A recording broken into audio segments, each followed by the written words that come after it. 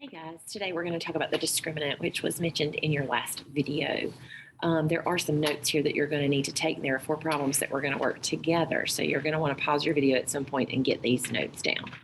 The discriminant is just a number, no radical, that represents the value under the radical called the radicand. And you find the discriminant with b squared minus 4ac, no radical. If the value of b squared minus 4ac is greater than 0 and is a perfect square, like let's just say 16, then you have 2 real rational roots. If your discriminant is greater than 0 and not a perfect square, like 5, you have 2 real irrational roots. There will be a square root in your answer when you do the quadratic formula. If d is equal to 0, you have 1 real rational root. If d is less than 0, let's say -7, you have 2 imaginary roots. Keep in mind, again, the discriminant is the value under the radical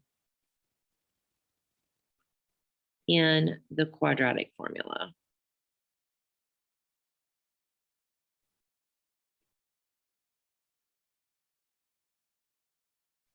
The discriminant is the value under the radical in the quadratic formula.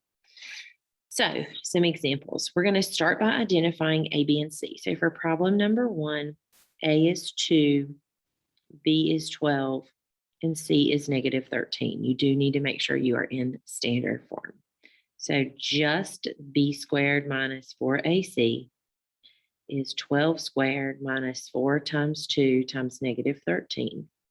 And using your calculator, you find that that gives you 248. That is the value of the discriminant. 248 is greater than 0. It is not a perfect square.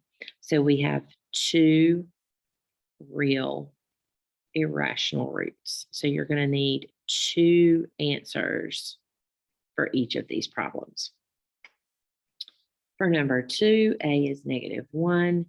B is 16, and C is -64. B squared minus 4ac is 16 squared minus 4 times -1 times -64. That's 256 minus 256, so the value of the discriminant is 0. Looking at your chart, which is something you are going to need to memorize, that means you have 1 real rational root. Taking a look at number 3, A is -4, B is -10, and C is 84. The reason is because you have to rewrite that as -4x squared minus 10x plus 84 is equal to 0. B squared minus 4ac is -10 squared. Don't forget, when you square a negative, it becomes positive. Using your calculator, you get 1,444. That is a perfect square, so 2 real rational roots is your answer.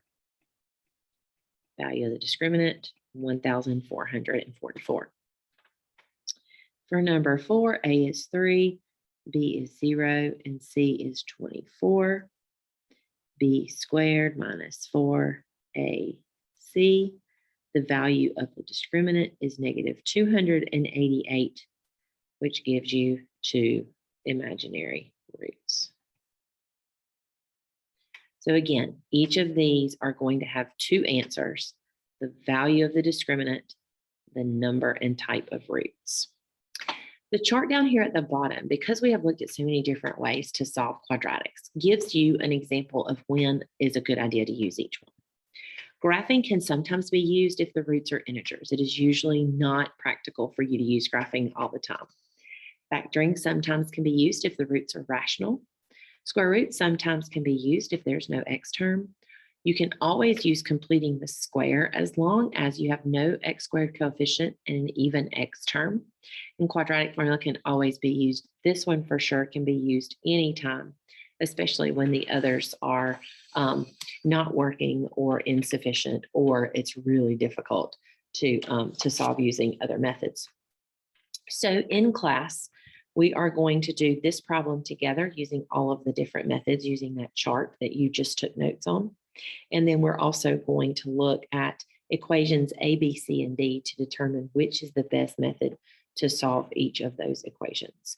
Don't forget your questions box, and I hope you guys have a great day.